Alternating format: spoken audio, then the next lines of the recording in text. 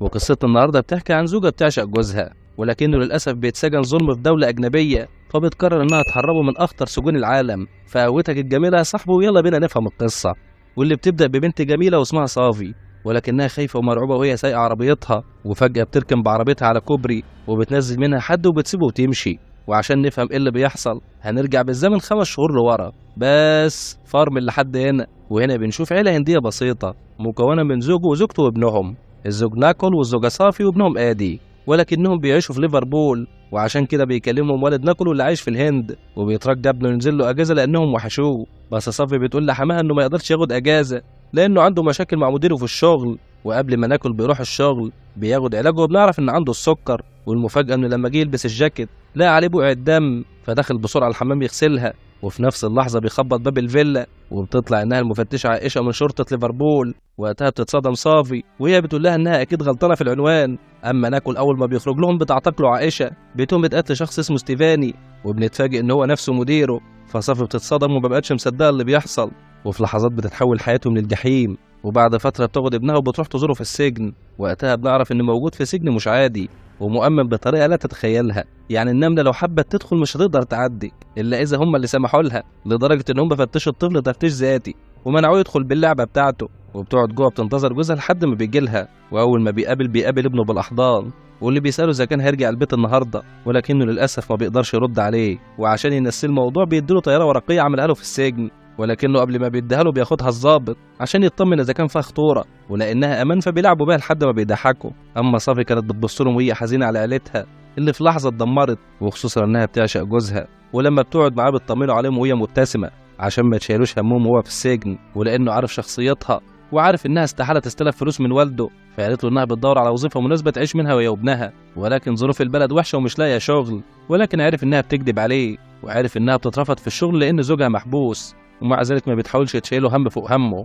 وقتها بيسألها عن الاستئناف، فقالت له انها بتقابل المحاميه انه كل يوم، وانها شغاله على القضيه وبتحاول تعمل كل اللي عليها. وقتها بينهار وبيحكي لها، وهو بيقول لها انه ما كانش لوحده، وبيحكي لها انه في يوم ممطر وكان هو مستعجل ومتاخر على العشاء. وقتها في واحد بيخبط فيه، وعشان كده بيتوقع ان الدم اللي كان على الجاكيت جات له نتيجه اصطدامه بالراجل ده. ولكنه بعد ما بيخرج بعربيته بنشوف شخص مرمي جنب العربيه، وقال لها ان زرار الجاكيت بتاع الشخص ده شبك في شنطه اللابتوب بتاعته، وشافه بنفسه وهو بيقع على الارض. وطلب منها تطلب من الشرطه ان هم يدوروا على الزرار ده في الباركن، ووقتها تتحل القضيه.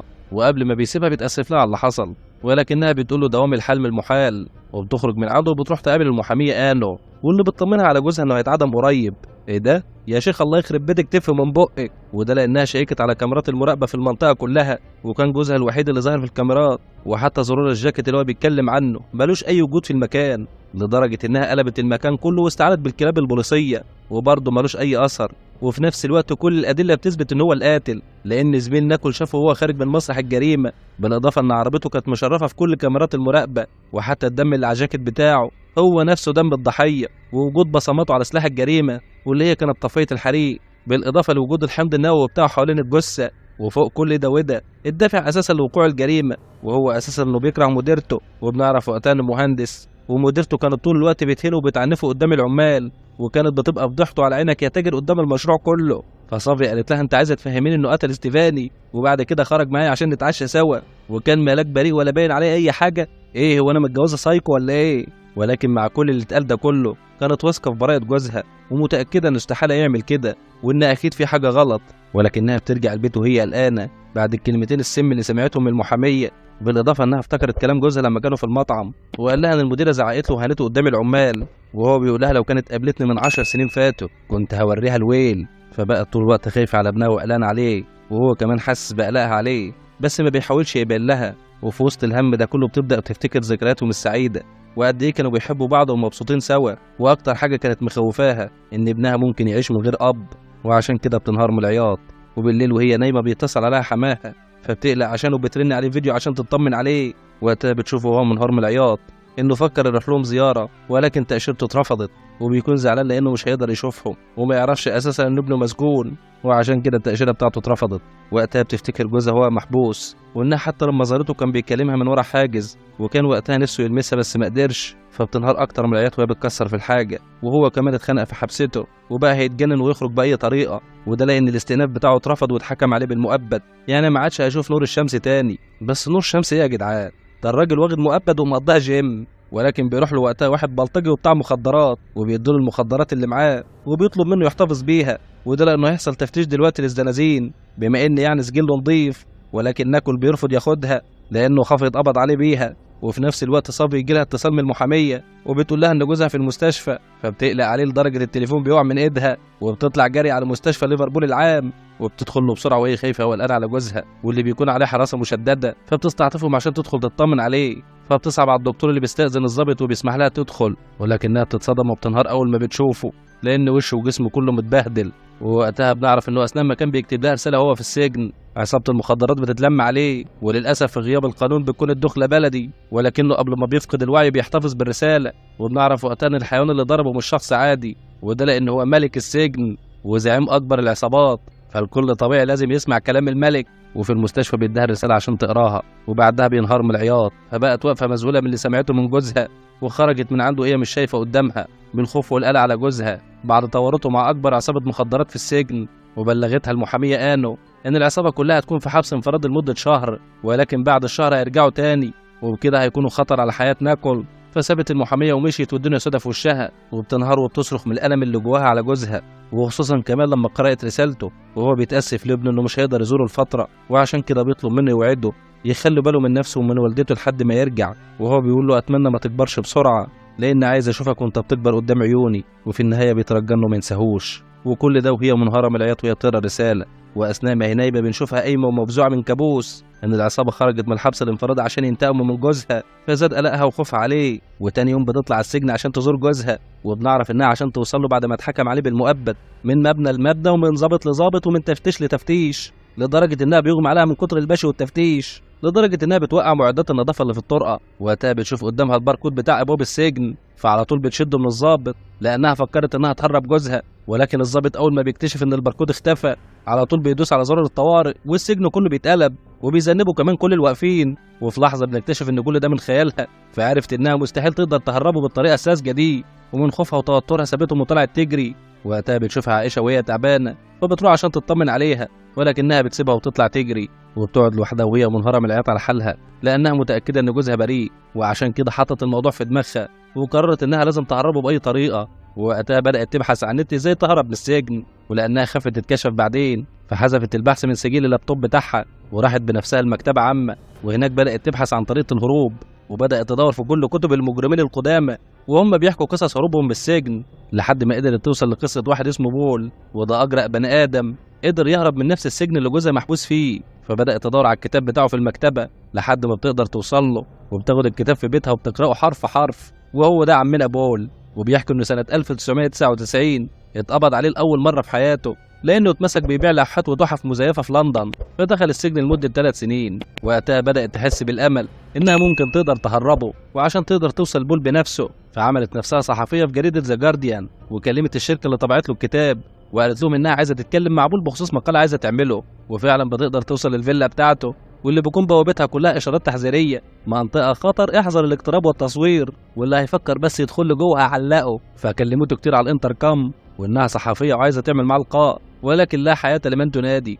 فقررت إنها تتعلق ونطت له من على البوابة، وجوه بتلاقي نفسها كأنها في محمية طبيعية، وطول ما هي ماشية بتلاقي إشارات تحذيرية بإن الدخول ممنوع وإنك متراقب بالكاميرات دلوقتي، لحد ما بتوصل لآخر يافطة وهو بيقول لها إن ده التحذير النهائي لأنك لو خطيت خطوة زيادة هتنضرب بالنار، ولكنها برضه بتجازف وبتدخل لحد ما بتقدر توصل للبيت، وبنتفاجئ إنه فعلا موجود جوه وحواليه ورق كتير متطبق لأنه تقريبا كده بيحضر ماجستير في القانون. أما هي فبتقعد تلفوله حوالين الفيلا وبتقول أنا عارفة ومتأكدة إنك جوه، وعلى فكرة أنا قرأت كتابك حرف حرف وبقيت من النهاردة من الفانز بتوعك ومش محتاجة منك غير 5 دقايق. بس هو بعت لها رسالة وقال لها أنا هقتلك وباع في مسؤوليتي، والمفاجأة إنها بعتت له الورقة تاني متوقعة، يعني اقتلني أنا واقفالك ومش هتعتع من مكاني. وبول بقى مستغرب إصرارها فقرر يبعت لها الوحش بتاعه يفترسها، وقاعد متكيف ومستني يسمع صوتها، ولكن المفاجأة إنه سمع الوحش بتاعه بينونو لأنها قدرت تروضه لا وكمان دي رايحه له على بيات، وكلمت جارتها وطلبت منها تبيت ادي معاها النهارده، ولان الدنيا مطرت فطلع يبص عليها وبيفرح انها مشيت، لحد ما بيتفاجئ انها قعداله وشغلت له الدفايه بتاعتها ونامت له قدام البيت مع سقوط التلج حواليها. فرح لها الصبح وهو مصدوم من اصرارها، واول ما بيصحاها من نومها وبيسمع صوتها بيعرف انها هنديه. فقال لها هو في يا بنتي انت مفكرين مو صلاح ولا ايه؟ ولو عايزه مو صلاح فهو في القصر اللي جنبي، انما انا مجرم قديم. فقالت له هو ده اللي انا عايزاه. فقال لها طب تعالي ورايا نفهم قصتك. واول ما بيقعد معاها بيبدا يحكي لها ازاي دخل السجن وازاي قدر يهرب. انا عايزه اللي ما شفتوش في الكتاب، ونادته باسمه الفعلي اللي محدش فاكره بيه اساسا. وقتها اتاكد انها عارفه قصه حياته. وقتها بيبدا يحكي لها وبيقول لها ان مفيش سجن في العالم ما يقدرش ما يهربش منه، بس كل سجن وله مفتاحه. وبدا يحكي لها عن عصاره خبراته، وانها لازم تركز في كل تفصيله موجوده حواليها عشان تقدر توصل للمفتاح الصح وفي الوقت الصح. وبيكمل وبيقول لها ان الهروب اسهل حاجه، ولكن انك تكمل في الهروب صعب، لان معظم اللي بيهربوا بيتقبض عليهم في اليوم الثالث بسبب العاطفه، لانهم اول حاجه بيفكروا فيها الاهل، وبكده بتخلص اللعبه. فلو عايز تكون حر بعد السجن يبقى لازم تكون متقدم على الشرطه خطوتين، ومهما كانوا بيتوقعوا لازم انت تعمل العكس تماما، ولازم تكون حركاتك وحركات خصمك مدروسه بالتفصيل.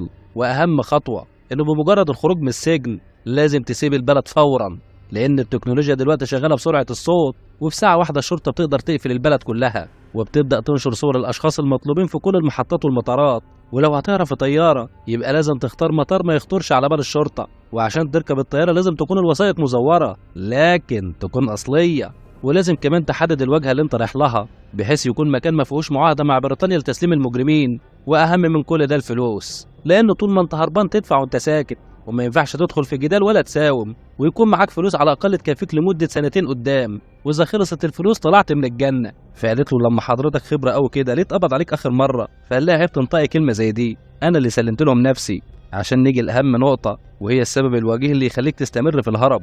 وبنعرف وقتها انه وحيد وملوش عيله، وقبل ما بتمشي بتساله هو لو حد عايز يهرب من السجن يقدر يزور المستندات بتاعته فين؟ فبيدلها على شارع المزورين واسمه شارع الامل، وبالفعل بتطلع من عنده على الشارع على طول. وبنعرف ان الشارع ده كله شمال في شمال، وهناك بيلقطها واحد صايع، ولما بيشوفها تايهه كده بيروح لها وبيسالها اذا كانت عايزه دراجز، ولكنها بتقول انها عايزه تزور جوازات سفر. وبالفعل بيدلها على واحد موجود في بار، بس شرط الدفع يكون مقدم، وعرفيه بس ان جاله من طرف روكسي وهو هيقوم معاك بالواجب. وبالفعل الشخص اللي راحت له عمل معاها الواجب خالص، لانه خدها في مكان مقطوع وقال لها قلبي نفسك يا شاطره، ولسه هتقول له طب الجوازات، لقيتهم بيتهجموا عليها عشان ياخدوا منها الفلوس عافيه. وفي اللحظه دي بيوصل منقذها بول وهو بيقول لهم ارفع ايدك يا حيوان منك له. فاول ما بتشوف روحها بترجع لها، وبيقدر يخدعهم بالكلام انه ضابط شرطه، لحد ما بيوصل عندهم وبيكهربهم هما الاثنين. فقالت له انت بتعمل ايه هنا؟ فقال لها المفروض تشكريني، لان لولا وجودي دلوقتي كان زمانك ميته. وهو بيقول لها من 40 سنه ما حدش ناداني باسم جيوديب، وانت الوحيد اللي نطقتيه،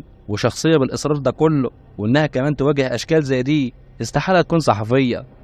الحوار ده مش واكل معايا. فقالت له انها فعلا مش صحفيه، وانها عايزه تهرب جوزها، وحكت له القصه كلها، وان للاسف دلوقتي حياه جوزها في خطر مع وجود العصابه اللي بتتربص له. فقال لها انا هديكي 3 حلول وتختاري حل منهم. الحل الاول ترجعي للهند، الحل الثاني تنسي جوزك وتتجوزي واحد غيره، الحل الثالث هو الانتحار تريحيني وتريحي نفسك، ولو هتساليني هقول لك اختاري الحل الثاني اتجوزي ونسيه. فقالت له واضح انك ما حبيتش قبل كده، ده هو ده سبب الوجيه عشان افكر في الهرب، وبتترجي ساعتها يطلع لها جوازات السفر. فقال لها بقول لك ايه، انت ترجعي البيت احسن لك يا بنت الناس، انت استحاله تقدري تهربيه، وانا لما هربت انا هربت من جوه السجن. ولما حسب اصرارها انها تهربه فقال لها عشان تعملي الكلام ده فلازم تكوني قتلت قتله وما يكونش في قلبك رحمه، فيا ترى هتقدري تعملي الكلام ده؟ قومي يا بنت الحلال استهدي وروحي. فبكل اصرار تاني قالت له الجوازات. فقال لها الله يخرب بيتك انت طلعت لي منين؟ فادته كمان التقيله وقالت له عايزه سلاح، وده كان رد فعله في البدايه، لحد ما قالت له ما انت مش هتكون موجود عشان تنقذني. فقال لها طب جهزي الفلوس والصور واداها ميعاد يتقابلوا فيه. اما هي فبترجع البيت وبتبدا ترتب مكان عندها في الشقه عشان تدرس الخطه بالتفصيل زي ما الكتاب بيقول. وكانت البدايه بانها بدات تبيع كل ممتلكاتها بدايه من ذهبها لعفش البيت، وعرضت كمان بيتها للبيع، وبتقعد وهي حزينه لوحدها قدام حائط خطط الهروب اللي بتجهزها، وهي حزينه على فراق حبيبها واللي كانوا بيعيشوا اجمل قصه حب سوا. وتاني يوم بنشوفها في المكان اللي قالها عليه بول، وهي برضه لسه بتقلب في ذكرياتهم، وفي نفس اللحظه بتشوف بول جاي لها متنكر في شخصيه راجل عجوز واعمى، وهي مصدومه من شكله ومبهوره باللي بيعمله في نفس اللحظه. وبعد ما بيعمر لها السلاح بيقول لها اضربي كلبي، ولانها اتفاجئت فقال لها انه عنده ورم وعايز يخلصه من الامه، ولكنها للاسف حاولت بس ما قدرتش تقتله. فقال لها انا عارف انك مش هتقدري والكلب ما عندوش ورم ولا حاجه، بس انا حبيت اثبت لك ان القصه اللي انت مرات نفسك فيها مش بتاعتك خالص وصعب عليكي يا بنت الحلال، روحي اتجوزي وفكك مني.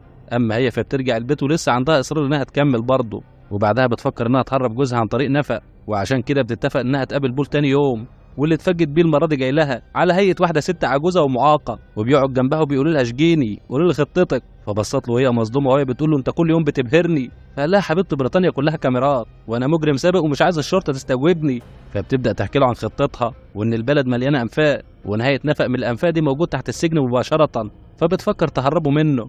فقال لها انسي النفق ده متقفل ضبه ومفتاح. فقالت له طب ما نفجره بالديناميت. فقال لها الله يخرب بيت الافلام اللي كلت دماغكم، شيل الفكره دي من دماغك تماما، ويا ريت بعد كده ما تتكلمي معايا ما تتكلميش بصيغه الجامعه، واعتبريني بالنسبه لك مدرب، يعني اخر اخطط لك من بره الملعب واشجعك على اللعبه الحلوه. فسالته ليه بيساعدها لحد دلوقتي بدون مقابل. فقال لها النهارده مفيش حاجه مجانا، وبكره هتعرف انا بساعدك ليه. وبتقعد محبطه لان اول خطه بتفشل، وبالليل بتتفاجئ ان في حد بيتسحب جنب شباك اوضه النوم بتاعتهم، فخدت عصايتها وطلعت تضربه، بس المفاجاه انه طلع بول وعامل نفسه طيار وجايب لها بيتزا.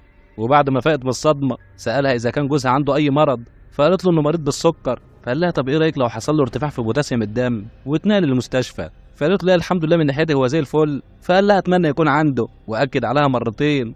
وفي عز صدمتها انه بيدعي على جوزها طلعت تجري على الاوضه، واتفاجئت ان هو ده المفتاح اللي هتخرجه بيه من السجن. وتاني يوم على طول بتطلع السجن عشان تتابع عربيه المعمل اللي بتنقل تحاليل المساجين من المعمل للسجن. بس في نفس اللحظه بتجيلها عائشه وهي بتقول لها معقول هتفضلي كده مستنيه لمده 12 سنه؟ فسالتها هي عن الزرار واذا كانت لقته، فقالت لها لو كان موجود كنا لقناه، يعني من الاخر كده جوزك هو القاتل. فقالت لها انا في حكمه بحبها قوي، من جد وجد، يعني من الاخر شوفي شغلك. اما عربيه المعمل فبقت هي شغلها الشاغل، وبدات تحسب الوقت من لحظه ما الفني بيسيب العربيه وبيروح للمستشفى لحد ما بيرجع تاني بالتحاليل. وراحت لجوزها تاني يوم السجن عشان تزوره وتطمنه بطريقه غير مباشره انها هتخرجه قريب، ولكنه فاجئها بان عصابه المخدرات بقى لهم 3 ايام في الحبس الانفرادي ويخرجوا له، وده كان بسبب نفوذ محامي العصابه. بالاضافه كمان ان هم بعتوا له رساله ان لو ما سحبش الدعوه اللي رفعها ضدهم هيقتلوه. فاتصدمت وهي بتقول ارجوك تسحب الشكوى عشان تدي نفسها فرصه تقدر تخرجه قبل ما هم يقولوا. وبدات تفهمه بطريقه غير مباشره ان ال3 ايام دول مش هتلحق تعمل فيهم حاجه،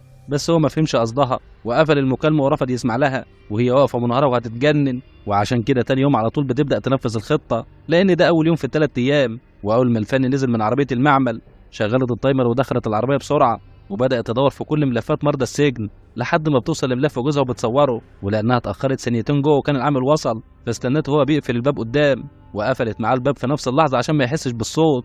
وبترجع عربيتها وهي مش مصدقه انها قدرت تاخد اول خطوه بدون ما تتقفش، ولكنها بترجع البيت وهي متعصبه لان السمساره قالت لها انها مش لاقيه مشتري للبيت، بالرغم انها نزلت سعره للنص. والمشكله انها حتى لو لقت لها مشتري وعشان تخلص الاوراق فعايزه لها مش اقل من اسبوع، وهي للاسف ما بقالهاش الا يومين. فبقت هتتجنن ومش عارفه تتصرف ازاي، وعشان كده بتاخد عربيتها وبتطلع على صايع المخدرات لانها شايفاه طول الوقت عمران بالفلوس. وفضلت تتسحب وراه وهي هتموت من الرعب لحد ما قدرت تستفرد بيها وصاحبه. وبعد ما بتثبتهم بتطلب منهم فلوس سلف، فالواد قال لها انت مجنونه، وفي حد بيطلب سلف بالطريقه دي؟ ولكنها ما بقاش شايفه قدامها غير انها عايزه الفلوس. ومن خوف الصيع فقال لها على مكان الفلوس، ويا دوبك لسه بتاخدها لقت التاني بيضرب عليها نار، وبعدها بيقتل صاحبه لانه خانه، ولان التاني لسه بيضرب عليها رصاص فبقت قاتل يا مقتول. وكانت النتيجه انها بقت القاتل.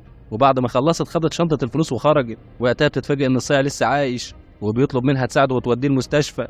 وبالفعل ساعدته وخدته معاها في عربيتها، ولكن من توترها بتخبط العربيه من ورا وهي بترجع، واتبقى جزء من الفانوس متعلق. ولان روكس كانت حالته صعبه ونزف كتير فبيموت هو كمان في عربيتها، فبتسحبه من عربيتها وعلى اول كوبري بتحطه. وده كان اول مشهد شفناه في القصه. وبترجع لبول وهي مصدومه ومش مصدقه انها قتلت بني ادم، ولانهم دخلوا في مرحله الخطر فخد منها تليفونها واداها تليفون جديد بشريحه جديده. اما الشرطه لما بدات تحقق في قضيه القتل فلقوا الفانوس المكسور فبيبعتوه على الطب الشرعي. وفي اليوم التاني بتروح تحجز 3 تذاكر بفلوس كاش، وبعدها بتطلع المستشفى اللي موجود فيها المختبر واللي بيتابع تحليل المساجين، وعلى جهاز المعمل بتقدر تعلي نسب السكر بتاع جوزها. وفي محطة المترو بتدي الواحد شكله غلبان رزمة فلوس، وبعدها بتسيبه وتمشي. وفي صباح اليوم التالت بتسجل فيديو وبتعرفهم ان يوم ما يشوفوا المقطع ده هتكون هي مجرمة. ولكن دي مش القصة كاملة، عيلتها كلها ماتت في أعمال شغب، وبعد سنين طويلة من الوحدة ربنا كرمها بعيلة جديدة، وللأسف شايفاها بتضيع قدام عينيها، وعشان كده مستحيل أشوف ده بيحصل قدامي واسكت مهما كان التمن. وبعدها بتبعت الفيديو ده لجارتها على الإيميل، وطلبت منها تحتفظ بيه، ووصتها ان يوم ما يتقبض عليها انها تهتم بأدي وتخلي بالها منه. وبعدها بتقطع كل الخطط اللي كانت عاملاها على الحيطة، وبتلم كل ده في كيس اسمر وبتحطه في سلة الزبالة. وبعدها بتاخد ابنها وشنطهم وبتخرج، وبتودع بيتهم لآخر مرة بالدموع. وفي نفس الوقت الشرطة بتقدر توصل لنوع العربية اللي عملت الحادثة، وبيعرفوا كمان ان 15 عربية من نفس النوع اصحابهم مسجونين في قواضي، وواحد منهم قتل مديره ومحكوم عليه بالسجن المؤبد عشان تودي ابنها لجارتهم، وهي بتأكد عليها انها تخلي بالها منه. وبعدها بتودعه وبتمشي، وبعد ما بتودعه بتطلع المستشفى، وهناك بيكون منتظرها بول. واول ما بتطلع عربيه التحليل بيدخلوا هما، وبول بيكون دوره قطع حراره التليفونات عن المستشفى تماما. اما هي فبتتابع عربيه التحاليل وبتاخد التقارير اللي غيرت فيه نسب السكر، وبتطلع التقرير اللي طلع من المستشفى وراح للسجن وبتبدله بالتقرير اللي هي عملته. ولانها بقت خبره فبتقدر تخرج قبل ما الفن يوصل، وبتفضل واقفه قدام السجن وهي قلقانه ومتابعه العربيه اللي بتوصل التقرير. وفي نفس الوقت بول في المستشفى بيضحك عليهم انه الفني وانه شغال على المشكله وهيحلها. واول ما تقرير ناكل بيوصل لدكتوره السجن بتعرف ان حالته خطره، فبيحاولوا يتواصلوا مع المعمل عشان يتاكدوا من النتيجه، ولكن للاسف كل الخطوط فاصله. فبتطلب منهم الدكتوره يجهزوا سياره اسعاف بسرعه. وفي نفس الوقت الشرطه بتعرف ان زوجته ربة منزل، وبيعرفوا كمان عنوان بيتها. اما ناكل فمستغرب اللي بيحصل، وليه واخدينه على كرسي متحرك وواخدينه على فين اصلا. واول ما بيعرف انه راح المستشفى بيستغرب اكتر. واثناء ما هم في طريقهم لبيتها بيكلم الضابط عائشه لما عرف ان هي اللي ماسكه قضيه جوزها، وبيقول لها ان هم شاكين فيها انها قتلت 2، وبيطلب منها يتقابلوا في بيتها. اما هي فبتستغرب اساسا ازاي صافي تقتل، واللي بيكون واقفه قدام السجن ايدها على قلبها وهي مستنيه لحظه خروج جوزها. واول ما بتشوف عربيه الاسعاف خارجه وشها بينور، وبتعرف ان خطتها نجحت وبتطلع وراها على طول على المستشفى. وفي نفس الوقت الشرطه بتوصل بيتها، ويا دوبك لسه هيخبطوا على الباب لقوا الباب مفتوح والشقه فاضيه هو، لحد ما بيتفاجئوا بالجدار اللي كانت بتخطط عليه. وفي عز صدمتهم بيجي لهم خبر ناكل وان اتنقل المستشفى دلوقتي حالا.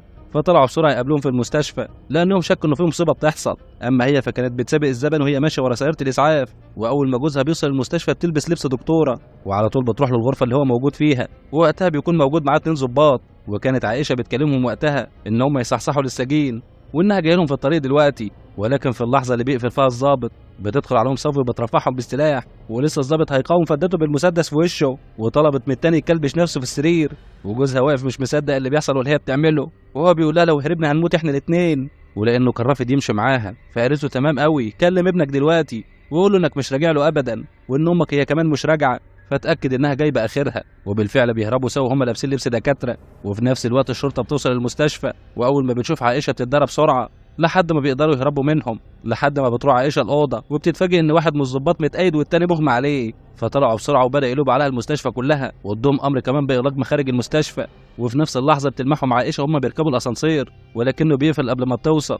فبتنزل عشان تقابلهم على السلم، وقتها بتكون مرعوبه وجوزها متوتر، وهو بيقول لها ليه عملت فينا كده؟ فقالت له لاني بحبك ومش قادر اعيش من غيرك. فبيحضنها هو كمان. اما عائشه فبتوصل قبل ما الاسانسير يوصل، ويا دوبك الاسانسير بيفتح لقت المسدس في وشها. فعائشه حاولت تهديها، فقالت لها ما انا مش هستنى قدام السجن 12 سنه يا عائشه. فقالت لها هتروحي مننا فين؟ فقالت لها انا مش هروح، انت اللي هتركبي يا قطه. وركبتها الاسانسير وقفلت عليها، وفي اقرب دور بتنزل وبترجع تدور عليهم من تاني، بس هم بيكونوا خلاص قدروا يخرجوا من المستشفى. وبتطلع وراهم عائشه بسرعه، ولكنها بتتفاجئ ان هم فص ملح وداب، وده لانهم بيكونوا نزلوا محطه المترو، وناكل بيكون غير الجاكيت بتاعه. فبتنزل عائشه هي كمان وراهم في المترو، وقتها بتلمحهم وبتنادي عليهم. ويا دوبك بتوصل للمترو بتلاقي واحد لابس نفس الجاكيت بتاع ناكل وهو بيركب المترو، فبتركب بسرعه وراه، ولكنها بتتفاجئ ان واحد تاني، وبتشوفهم وهم بيطلعوا لها لسانها لان هم اساسا ما ركبوش المترو. فبتكلم زميلها وبتعرفوا المحطه اللي هم فيها. واثناء ما هم خارجين من المترو بيتفاجئوا بالشرطه في وشهم. فبيرجع لها ناكل وبيقول لها بص في عينيا، ولكنها اول ما بتبص في عيونه بتنسى الدنيا وما فيها، لدرجه ان الشرطه ما شكتش فيهم لحظه. فبيخرجوا من محطه المترو بكل امان، والشرطه هناك لسه بتدور في المترو، وعشان كده بيعملوا لهم تعميم في كل المدينه سواء في قطر او في اتوبيس. اما هي فبتاخد ناكل وبتروح للعربيه اللي كانت اجرتها قبل كده، ولانها عارفه ان هم بيقفلوا المدينه دلوقتي قالت له ما بقالناش الا حاجه واحده بس، هناخد ادي ويبقى كده باي باي مو صلاح. ولكن المفاجاه انها لما بتروح لجارتها مش بتلاقيها، لانها خدت ادي تفسحه في حديقه الحيوان. وحتى لما رنت على تليفونها لقته مع الخادمه، فتوترت واعصابها باظت. وبيطلعوا بسرعه على حديقه الحيوان وهم الاتنين متوترين، ولان عائشه ما بقتش عارفه هي بتفكر ازاي، فرجعت البيت يمكن تلاقي حاجه تنفعها. وفي سله الزباله لقت الكيس الاسمر، ولكنهم في الطريق بيلاقوا لجنه، فعرفت ان المدينه اتقفلت والوصول لحديقه الحيوان بقى مستحيل. فعلى طول بتبعت رساله وهي اساسا مش شايفه قدامها، لدرجه ان جوزها حس انه بيكلم حد تاني، وعلى طول بتلف على كعبها وبترجع تاني. فناكل قال لها طب وادي، قالت له ان جارتهم هتخلي بالها منه. وبقوا هما الاتنين منهارين، لانهم لو اتقفشوا هيتقتلوا هما الاتنين. اما عائشه فبتفرد بواقي المخططات وبيبداوا يجمعوا عشان يعرفوا كانت بتفكر ازاي. اما صافي فبتركن تحت كوبري وبتفضل تبص للتليفون وهي بتعيط، وجوزها حاول يقنعها انهم يسلموا نفسهم للشرطه بحجه ان هو اللي ضغط عليها تهربهم من السجن، لدرجه انه ترجاها عشان يحافظ على حياتها وحياه ابنه. ولكنها بترفض وبتفضل مصره، وهي بتقول انا بحبك وما اقدرش اعمل كده. واثناء ما هم منهارين بيوصل الفرج، واللي بيكون مع السيد بول، والمره دي جاي لنا فايقه الجوكر وراكب عربيه ايس كريم، واللي اول ما بيشوفهم حاضنين بعض وهم منهارين من العياط بيتاثر جدا. فبتروح تشكره وبتطلب منه يكمل جميله معاهم. فقال لها ما قلت لك من الاول الخطه دي مش هتنجح، انت زي الشطوره كده تروحي تسلمي نفسك وعلى الاقل نلت شرف المحاوله. بس هم الثلاثه بيرفضوا، فبيحملهم في عربيه الايس كريم، وبكل سهوله بيقدر يعدي من لجان التفتيش لانه حاططهم في مخبأ سري واللي هو كان تحت الثلاجه نفسها. وبالفعل بيقدر يوصلهم المطار بسلام.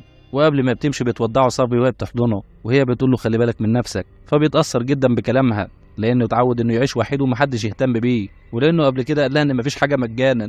فبتساله تاني قبل ما بتمشي ليه ساعدها، فقال لها ان السبب الاول اديتني فكره الكتاب اللي هتنطرني فوق السما، اما السبب التاني ان الحريه اللي عاشها معاها في الثلاث ايام دول ما دقش طعمها قبل كده في حياته بعد ما شاف كميه الحب دي منها لجوزها. وعائشه هناك لسه بتدور والدنيا كلها متقفله في وشها، لحد ما عرفت من خلال اشاره ان هم دلوقتي في مطار مانشستر، وبيعرفوا انها هتسافر للمغرب لانهم شافوا من ضمن اوراقها صوره قصر موجود في المغرب. فبسرعه بيطلعوا على المطار، ولكنها للاسف برضه ما لقتهمش اي اثر ولا حتى موجودين ضمن الركاب الطائره، وده لان هم اساسا ركبوا العباره. وعلى ما فاقت عائشه وعرفت ان هم ركبوا العباره كان هم اساسا وصلوا المياه الدوليه لبرلين. فعائشه بتتجنن اول ما عرفت اللي عملته ربة منزل وقدرت انها تتفوق عليها، وده كله بس عشان ايمانها ببراءه زوجها، واللي بالفعل نفذت كلام بول بالحرف، وكانت دايما سابقه الشرطه بخطوتين. حتى العلامات اللي كانت سايبها لهم على الحيطه بخصوص المطار كانت بترتيب منها، حتى كيس الزباله كان فيه كيسين، كيس مع يافطه بيع المنزل وده اللي لفت انتباه عائشه، وهو ده اساسا اللي كان مزيف، وكيس تاني في سله تانيه بس دي كانت بعيده عن البيت وكان فيها التخطيط الحقيقي. وحتى الراجل اللي كان لابس الجاكيت بتاع جوزها في المترو كان هو نفسه المتسول واللي ادته فلوس. وفي عز ما عائشه كانت هتموت نفسها كان ناكل طير من السعاده هو وصافي بعد ما اخيرا حسوا بطعم الحريه من جديد. وبالفعل بتقدر صافي تحافظ على حبها وعيلتها، وبنعرف لغز القضيه لما بتروح عيشه لمسرح الجريمه بعد 7 شهور، وبنعرف وقتها ان المجرم قتل ستيفاني في الباركن جنب عربيه ناكل، واللي كان مستعجل وراح يركب عربيته.